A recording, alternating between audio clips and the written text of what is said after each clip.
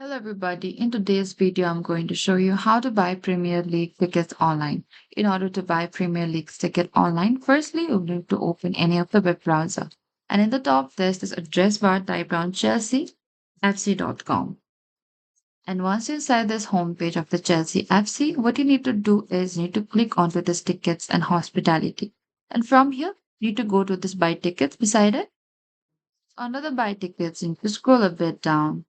Click onto this how to guides here.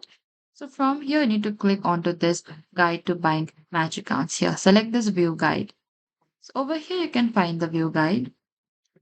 Here you need to log into your Chelsea FC online account and you may already be logged in and the head and shoulder icon will display against white background if you are logged in.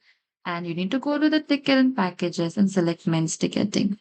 And you need to find the applicable application window for your membership and click apply. And if you're not eligible, an error message will appear and please ensure you are applying for tickets that match your membership.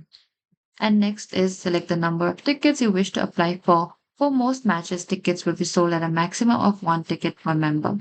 And after that, you can apply for ticket as a group of four members, and the whole group will either be successful or unsuccessful.